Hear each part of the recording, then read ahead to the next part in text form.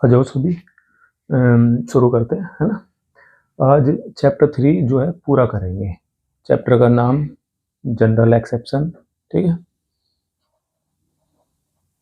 General exception क्या है? सामान्य अपवाद, ठीक है। सेक्शन 20 तक हमने पहले वाली क्लास में पढ़ लिया था। चलो एक बार फिर से रिवीजन कर लेते हैं ना, एक बार फिर से पढ़ लेते हैं। सेक्शन 14, सेक्शन 14 में हमने क्या पढ़ा था? सेक्शन 14 कहती है bound by law, mistake of fact, ठीक है। अच्छा, मैंने जो है आपको इस चैप्टर के नोट्स जो है ग्रुप में शेयर कर दिए हैं। तो क्वेश्चन कैसे आएगा, मैं आपको क्वेश्चन बताता हूँ। क्वेश्चन ऐसे आएगा, एक पुलिस अधिकारी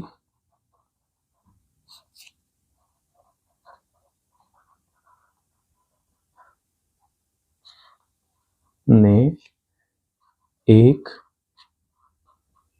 निर्दोष व्यक्ति को तथ्य की भूलवश गिरफ्तार कर लिया है।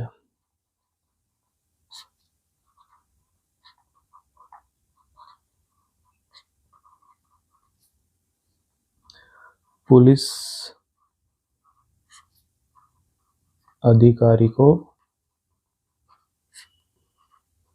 किस धारा के तहत छूट मिलेगी? ऐसे क्वेश्चन आएगा, ठीक है।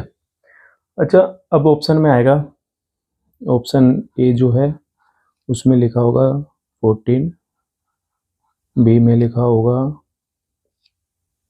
इसमें एक, हाँ इसमें ऐसे लगेगा, पुलिस अधिकारी को बीएनएस भारतीय न्याय संहिता की किस धारा के तहत छूट मिलेगी, ठीक है। तो यहाँ पे वो फिर बीएनएस नहीं लिखेंगे, सिर्फ नंबर लिखा रहेगा 14, 15, 16 और 17, ठीक है। अब जो है इसका सही आंसर 14 है, क्योंकि ये बाउंड बाय लॉ है। और हमने पढ़ा भी था कि सेक्शन 14 में जो है पुलिस ऑफिसर को छूट मिलती है, मिस्टेक ऑफ फैक्ट हुआ है, तथ्य की भूलवश हुई है, ठीक है ना। तो अच्छा, एक और क्वेश्चन कर लेते हैं। चलो क्वेश्चन क्या है, एक क्वेश्चन और कर लेते हैं। किस धारा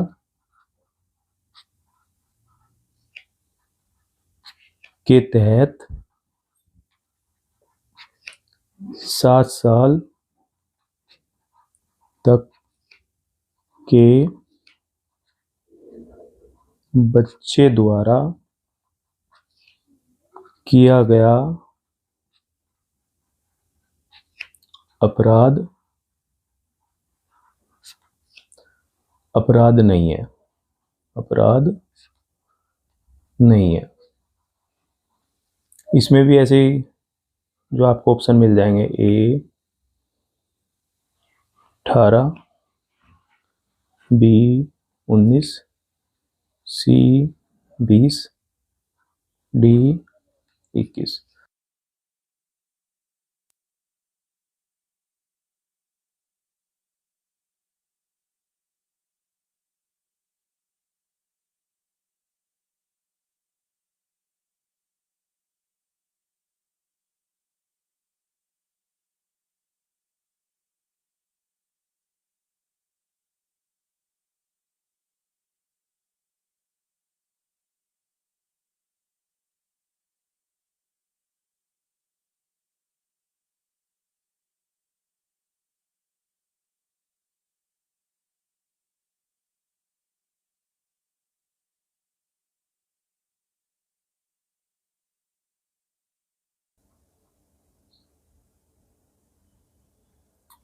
हेलो, शायद साउंड कट हो गया था बीच में।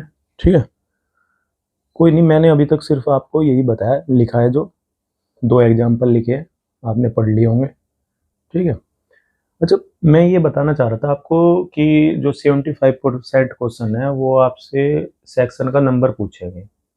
अब परेशानी कहाँ आती है, सबसे पहले हमारे ब्रेन को जो है नंबर की कोई मेमोरी नहीं बना पाता। जो हमारा ब्रेन है वो नंबर की कोई मेमोरी नहीं बना पाता, इसलिए हम नंबर बहुत जल्दी भूल जाते हैं। दूसरा, जो बुक में लैंग्वेज है वो भी जो वो भी काफ़ी डिफ़िकल्ट है, वो भी हम नहीं समझ पाते।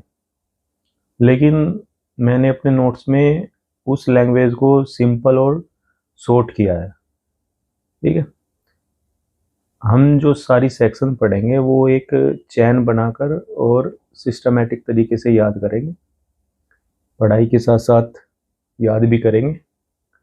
ठीक है, तो सबसे पहले हमने चैप्टर 3 की जो चैन बनाई है 14 to 44, तो इसको भी हम याद रखेंगे 4 4 4 14 से 44। ठीक है, कितना है, अगर 44 में से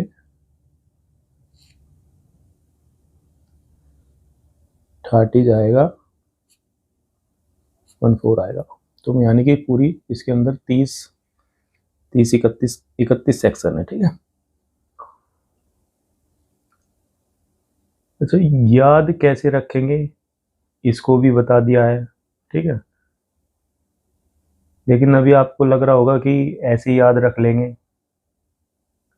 लेकिन जैसे जैसे आगे बढ़ेंगे ना फिर चलो सब भूलते जाएंगे। मुझे पता है आप कहाँ कहाँ गलती करोगे। ठीक है, चलो आ जाओ आगे पढ़ते हैं ना। सेक्शन 15 हमने फिर क्या पढ़ी थी, सेक्शन 15, इसमें सेक्शन 14 में पुलिस है, या जितने भी गवर्नमेंट है, गवर्नमेंट जो सरकारी कर्मचारी है वो सब इसमें आ जाएंगे। ठीक है, 15 में जज आएगा, जज साहब आएंगे 15 में। जो जज, अगर जज भी कोई मिस्टेक को फैक्ट कर देते हैं तो वो उनको छूट किससे है, 15 से उनको छूट है, क्योंकि हमें फोकस सेक्शन पे देना है। यहाँ थ्योरी पे नहीं, थ्योरी तो हमारी क्वेश्चन में आएगी आएगी, हमें सेक्शन पे ज़्यादा फोकस रखना है।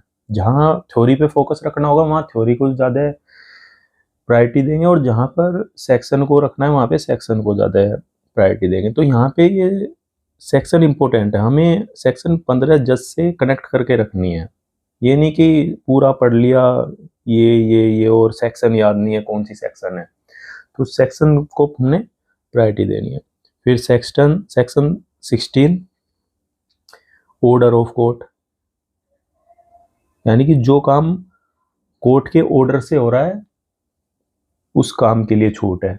इसमें डायरेक्ट एक क्वेश्चन आता है कि जो जल्लाद है उसको किस सेक्शन से छूट मिलती है, जो फांसी पे लटकाता है उसको सेक्शन 16 से छूट मिलती है। और सेक्शन 17 ये क्या कहती है, ये है जस्टिफाइड बाय लॉ।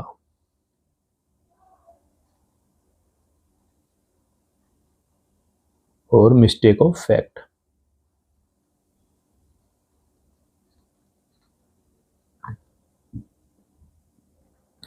तो सेक्शन 14 और सेक्शन 17 दोनों सेम है।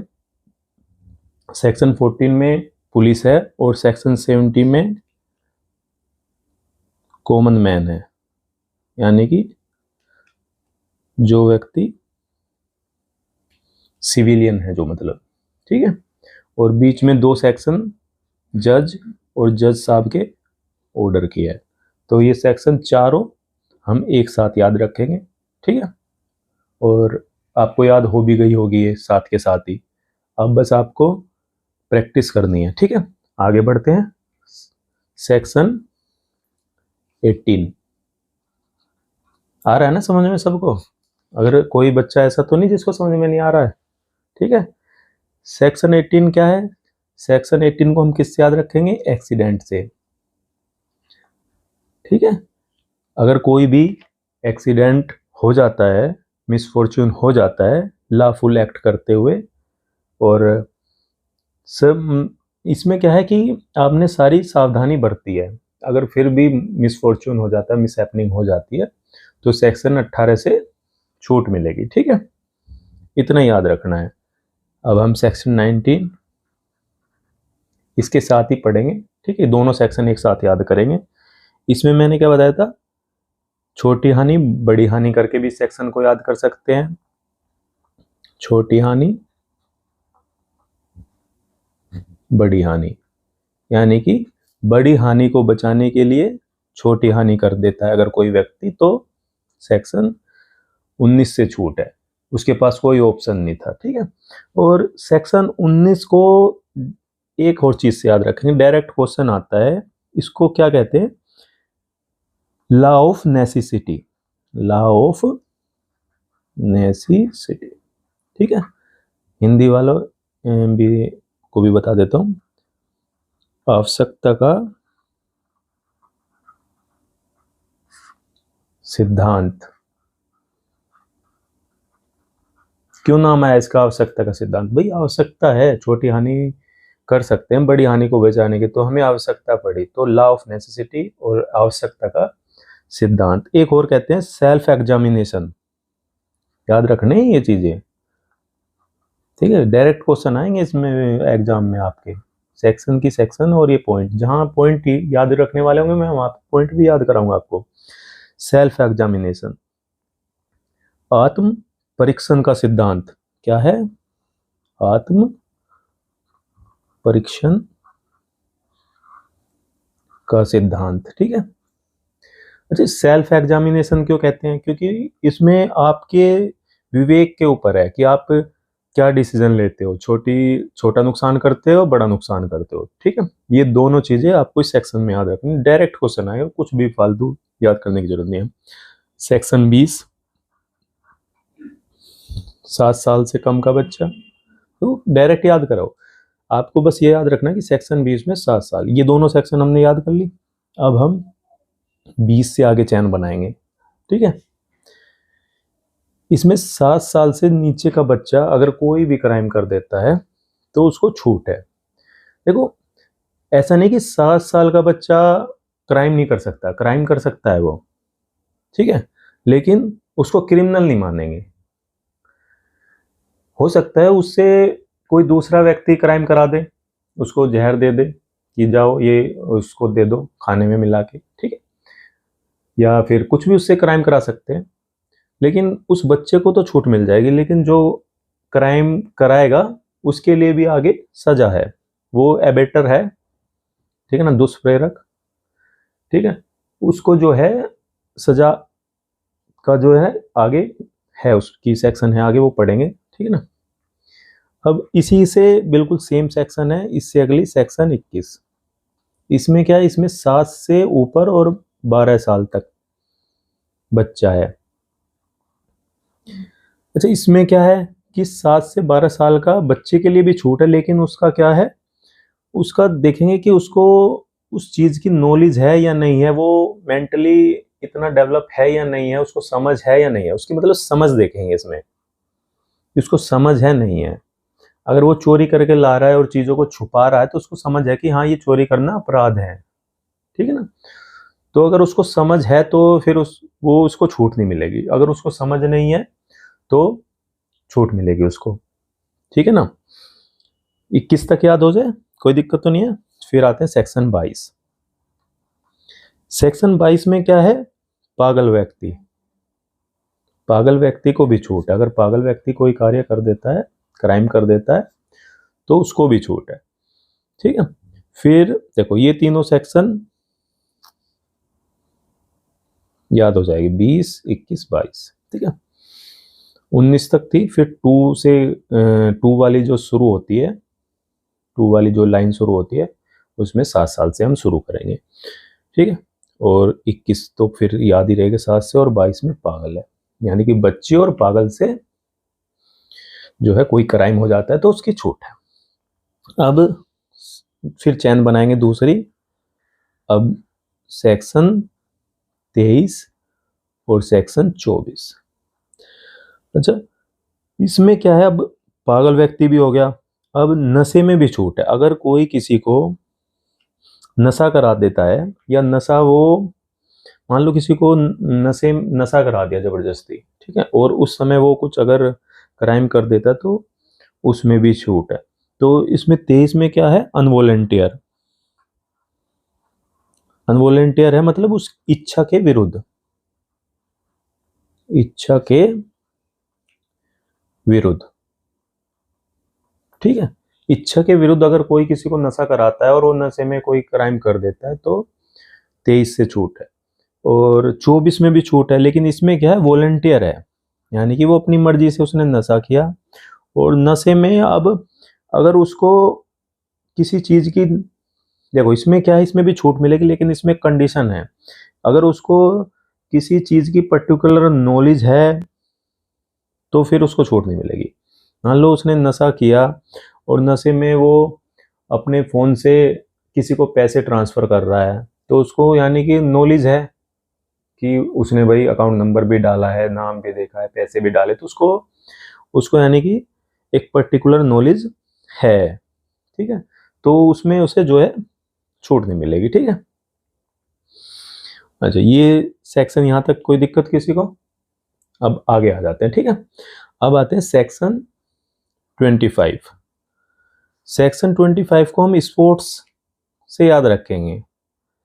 क्या है, देखो, अगर दो प्लेयर स्पोर्ट्स खेल रहे हैं और उनमें से किसी एक को सख्त चोट पहुंच जाती है, कभी कभी तो खिलाड़ी खेलते हुए मर भी जाता है, ठीक है। तो अब जो दूसरा व्यक्ति है जो खेल रहा है साथ में, तो उसको छूट मिलेगी। ये नहीं कि वो मर गया तो भाई उसके खिलाफ मुकदमा हो जाएगा और उस पर केस चलेगा, क्योंकि उनकी जो है पहले से ही कंसेंट थी कि भाई हम खेलेंगे, और खेलने में पता था उनको कि चोट भी लग सकती है खेल में, स्पोर्ट्स में, ठीक है। इसमें सिर्फ एक पॉइंट याद रखेंगे, ठीक है। क्या पॉइंट याद रखेंगे? वोलेंटी नॉन फिट इंजीरिया, ठीक है।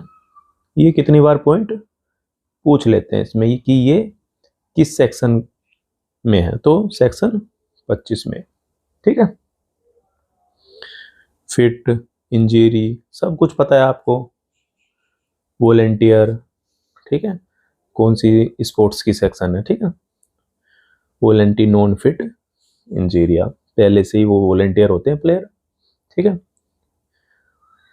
सेक्शन 25 तक कोई किसी को दिक्कत नहीं?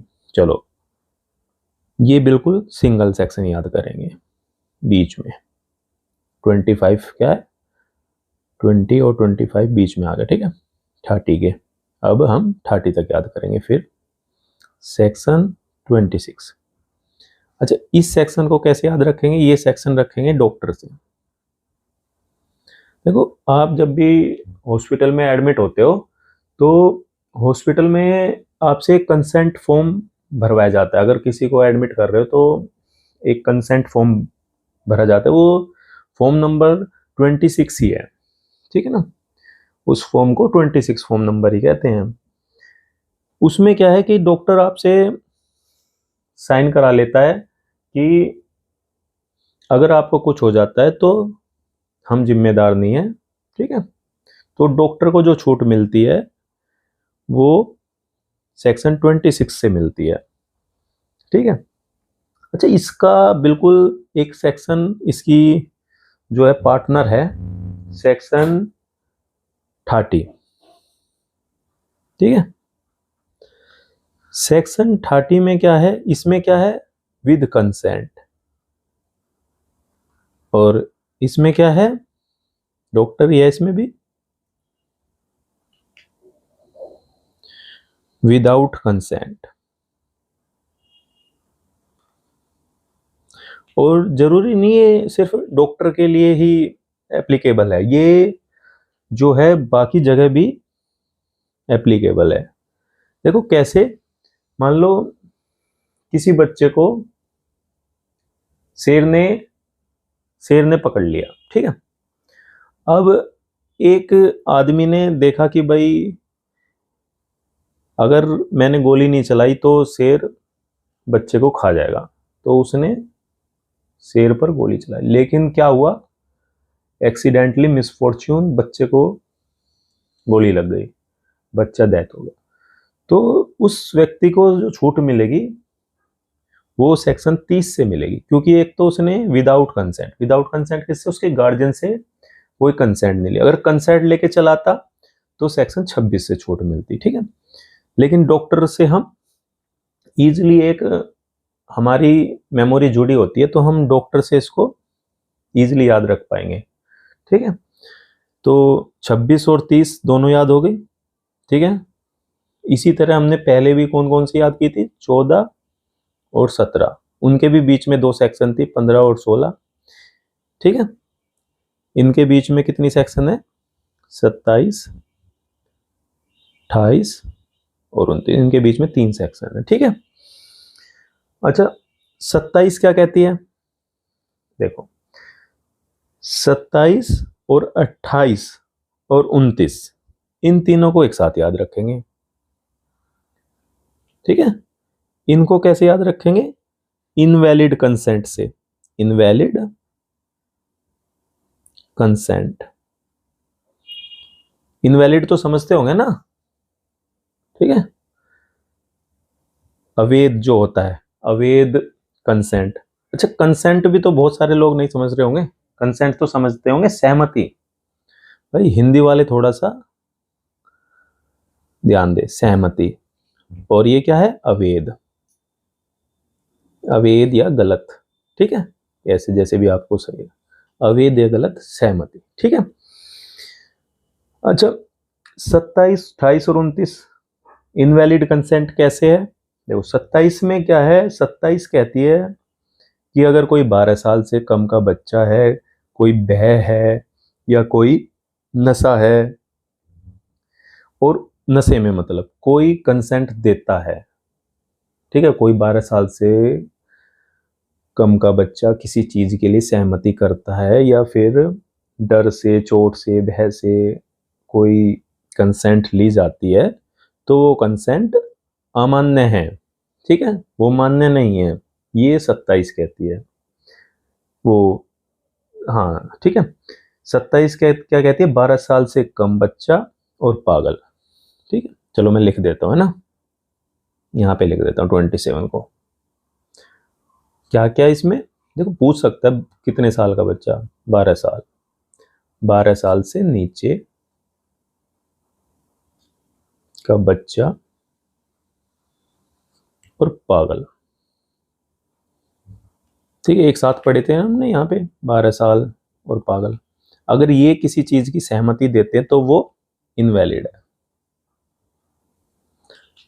ऐसे ही फिर 28 में क्या है, डर दिखाकर, नशे में, इससे आगे फिर क्या आता है देखो, पागल के बाद क्या आता है, नशा आता है ना, इच्छा के विरुद्ध नशा, डर, नशा, ठीक है, चोट, भय, इसमें भी 12 साल है, 12 साल से कम का बच्चा,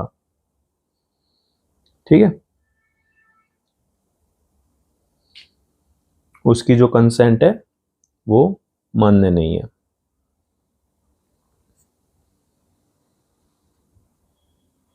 ठीक है। अब सेक्शन आती है 29। अच्छा, इसमें जो है 27 में उसके गार्जियन से कंसेंट लेनी पड़ेगी आपको, उसकी कंसेंट मान्य नहीं है, गार्जियन से कंसेंट लेनी पड़ेगी, ठीक है ना। और डर, नशे और 12 साल से अगर कोई नीचे है तो कंसेंट देता है तो वो मान्य नहीं। फिर आते हैं हम 29 में, ठीक है।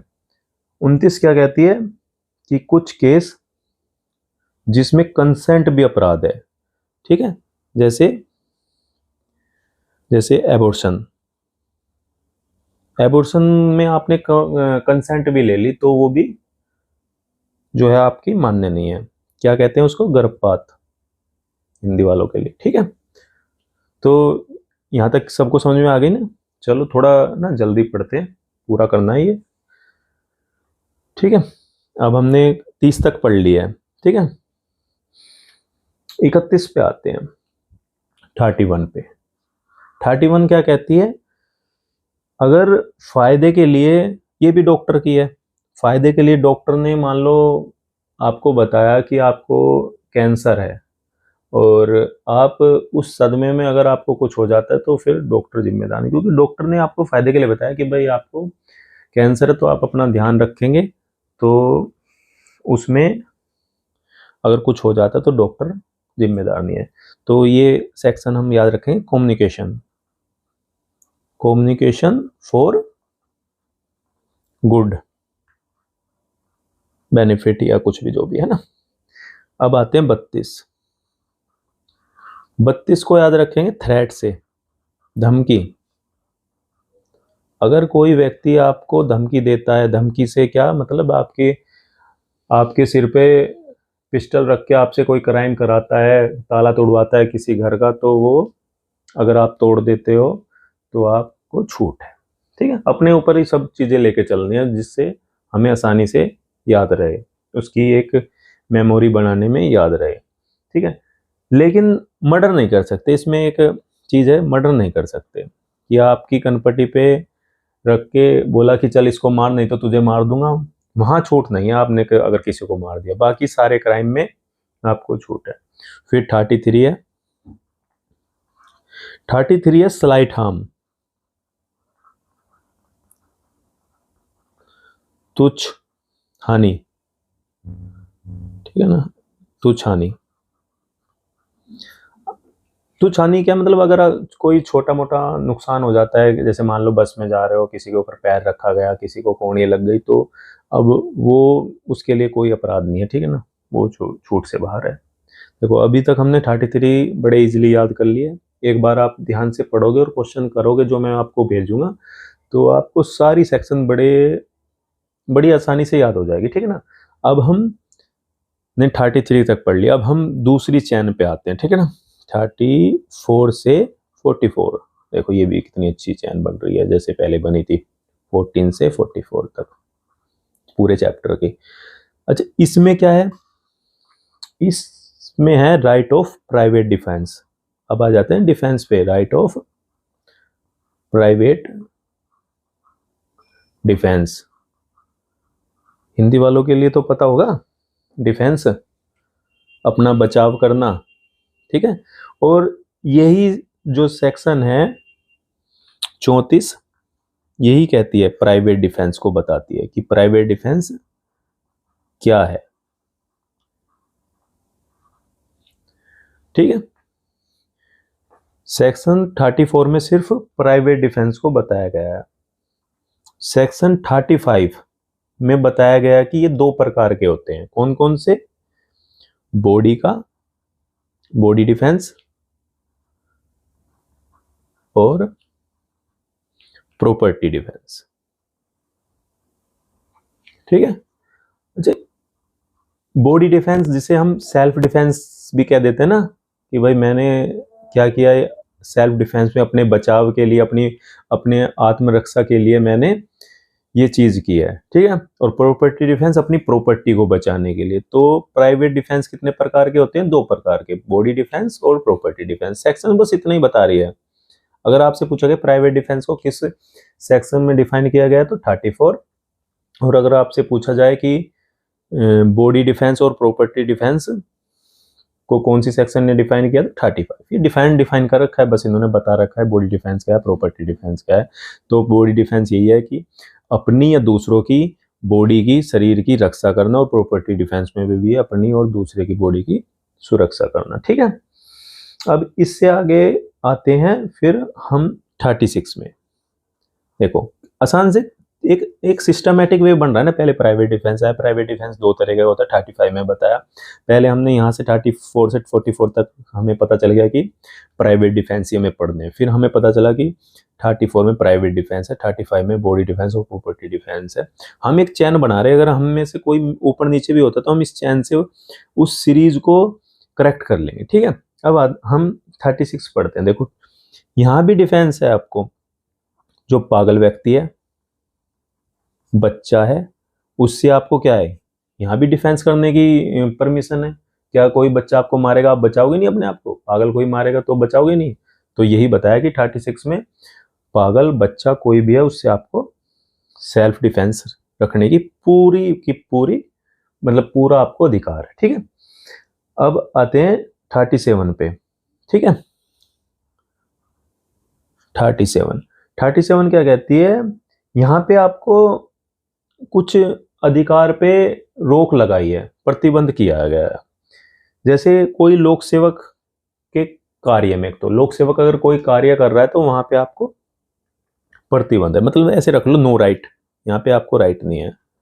पहले आपको बता दिए प्राइवेट डिफेंस क्या है, दो तरह के होते हैं, पागल बच्चे से भी आपको डिफेंस है, और अब बता दिया नो राइट्स कहाँ पर नहीं है। अगर कोई लोक सेवक, कोई पुलिस वाला है, सरकारी कर्मचारी है कोई भी, और वो अपनी ड्यूटी कर रहा है, कार्य कर रहा है, वहां पे आप सेल्फ डिफेंस नहीं कर सकते। मान लो कोई आपको गिरफ्तार करने आया और आप उसको ही मारने पीटने लगे, तो कि मैं तो इससे बचना चाह रहा था, भागना चाह रहा था, ये मुझे पकड़ना चाह रहा था, तो वहां पे आपको कोई डिफेंस नहीं है। ठीक है, अच्छा, फिर 3 पॉइंट है इसमें वैसे, लेकिन आपको सिर्फ इतना याद रखने की जरूरत है, फिर भी मैं आपको बता देता हूँ एक बार। अच्छा, अगर कोई लोक सेवक आपके पास है और आपको सेल्फ डिफेंस की जरूरत पड़ रही है तो आप उसकी सहायता ले सकते हैं। ठीक है ना, वहाँ पे भी आपको ये, अगर आपके आसपास पुलिस है तो आपको वहाँ पे भी इन डिफेंस की जो है कोई छूट नहीं मिलेगी। ठीक है, और तीसरा पॉइंट है, अगर कोई व्यक्ति पुलिस की डायरेक्शन से कोई कार्य कर रहा है तो वहां पे भी आप इस छूट को नहीं ले सकते। ठीक है, देखो क्या क्या है। पहला पॉइंट, लोक सेवक खुद हो। सेकंड पॉइंट, लोक सेवक की डायरेक्शन से कोई कार्य कर रहा हो। और तीसरा पॉइंट, लोक सेवक पास में हो, मतलब आसपास हो, आस पास। ठीक है, समझ रहे हो ना, इन तीनों में आपको जो है नो राइट्स है। अब आते हैं सबसे इंपॉर्टेंट चीज पे, सबसे इंपॉर्टेंट चैप्टर 38।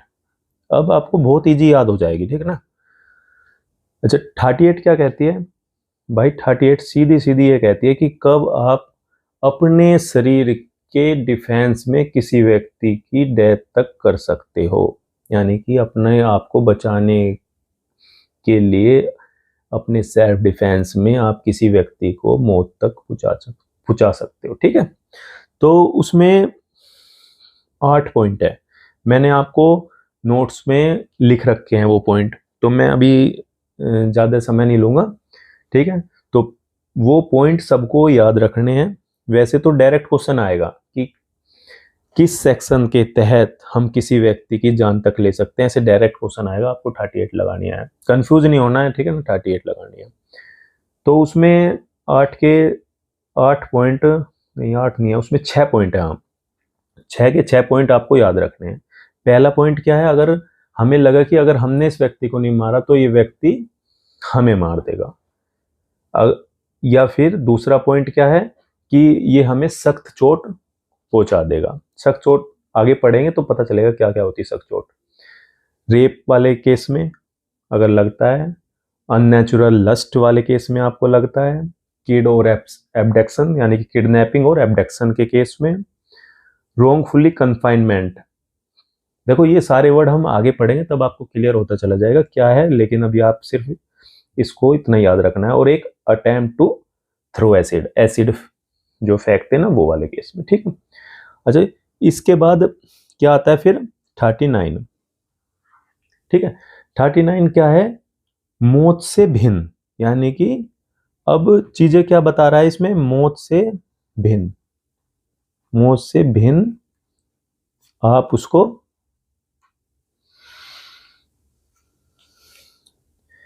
नुकसान पहुंचा सकते हो सेल्फ डिफेंस में। ठीक है ना, तो बाकी इन चीजों को छोड़ के, जो 6 पॉइंट है इनको छोड़ के, अगर कोई आपकी बॉडी पे अटैक करे तो आप भी उसको मौत से भिन्न नुकसान पहुंचा सकते हो। 39 ये कह रही है, बस यही याद रखना है आपको, मौत से भिन्न, मौत से भिन्न आप किसी को सेल्फ डिफेंस में, बॉडी डिफेंस में नुकसान पहुंचा सकते हो, लेकिन मौत नहीं कर सकते। मौत सिर्फ वही 6 केसेस है। फिर आती है 40। क्या कहती है भाई 40? 40 कहती है कब तक आपका सेल्फ डिफेंस कब स्टार्ट होगा और कब तक वो बना रहेगा, यानी कि स्टार्ट एंड कंटिन्यू।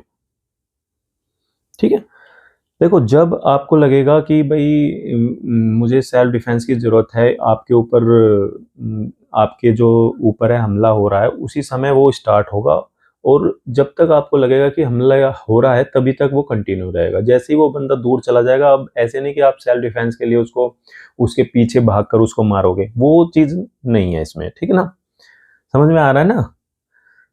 देखो हम बाद में भी पढ़ेंगे इसको, ऐसी कोई बात नहीं है। अभी आप सिर्फ इसको एक थोड़ा थोड़ा जो है अपने दिमाग में उतारने की कोशिश करो।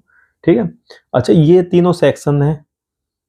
अब सेम सेक्शन ये है 41, 42, 43। देखो कितना इजी याद हो सकता है अगर हम एक सिस्टमेटिक वे से पढ़ सकते हैं। ठीक है, इसमें क्या थी? बॉडी थी। बॉडी में बॉडी थी, शरीर की आत्मरक्षा थी। बस बॉडी की जगह क्या आ जाएगा इसमें? प्रॉपर्टी। ठीक है, प्रॉपर्टी की रक्षा के लिए आप कब किसी की डेथ तक कर सकते हो। इसमें भी 4 पॉइंट है, उसमें 6 थे, इसमें 4 है। रोबरी कर रहा हो कोई, रात के समय घर में घुस रहा हो तोड़ के, या घर हाउस ब्रेकिंग, आगे पढ़ेंगे क्या होता है हाउस ब्रेकिंग। या मिसचीफ कर रहा हो, मिसचीफ भी पढ़ेंगे क्या होता है। फायर कर रहा हो, आग लगा रहा हो, या चोरी कर रहा हो, गृहतिचार कर रहा हो। लेकिन इसमें कंडीशन है, चोरी कर रहा हो, गृहतिचार, इसमें क्या है कि इसके साथ साथ वो हमें डेथ या ग्रीवस हर्ट भी दे सकता है। ठीक है, अच्छा सेम है मौत से भिन्न, इसमें भी मौत से भिन्न है, लेकिन किसके केस में? प्रॉपर्टी के केस में। और इसमें भी सेम है प्रॉपर्टी वाले केस में। बस ये बॉडी वाले केस है तीनों, सिस्टमेटिक याद रखेंगे, और ये प्रॉपर्टी के केस है। कंफ्यूज नहीं होना, वहां पेपर में 38 आ सकता है, 41 आ सकता है। सबसे पहले हमें यही देखना है कि वहां पे बॉडी लिखी हुई है या प्रॉपर्टी लिखी हुई है। प्रॉपर्टी समझते हैं ना सभी? कोई ऐसा बंदा तो नहीं जो प्रॉपर्टी नहीं समझता है। ठीक है ना, अब एक सेक्शन और लास्ट की बचती है। आप कहोगे सर ये तो सारी सेक्शन तो हो गई, अब लास्ट में क्या बचा है? तो लास्ट है 44। इसमें निर्दोष व्यक्ति के लिए भी आपको सेल्फ डिफेंस दिया गया है। निर्दोष व्यक्ति के लिए एक एग्जांपल से मैं आपको बताता हूँ। मान लो आपके पीछे एक भीड़ लगी हुई है मारने के लिए आपको, ठीक है, और आपने अपनी जान बचाने के लिए फायर किया, लेकिन वो फायर किसी निर्दोष व्यक्ति को लग गया जो उस समय वहां से गुजर रहा था। तो इसमें आपको जो है छूट मिलेगी 44 से। तो अगर कभी आता है कि निर्दोष व्यक्ति से आपको छूट किस केस में मिलती है, कोई भी एग्जांपल देके ऐसे पूछा जाता है, तो किससे मिलेगी? 44 से। आई होप सभी को समझ में आया होगा, आपने इतना समय दिया, थैंक यू। अच्छा एक चीज और याद, बहुत सारे बच्चे फिर मैसेज करेंगे मुझे। देखो आपको जो मैं नोट्स दूंगा वो आप मेरे ग्रुप में मैं डालूंगा सब बच्चों के लिए। तो अगर कोई भी ग्रुप में मुझसे जुड़ना चाहता है तो वो मुझे इस नंबर पर मैसेज करे, ठीक है ना? 93159404 220। ठीक है, इस नंबर पर मुझे व्हाट्सएप पे हाई लिख के भेजो, ठीक है, मैं आपको ग्रुप में ऐड कर दूंगा। ठीक है, बाकी चैनल पे आपको अपडेट मिलते रहेंगे, आप उसे सब्सक्राइब कर सकते हैं। ठीक है, ओके, थैंक यू।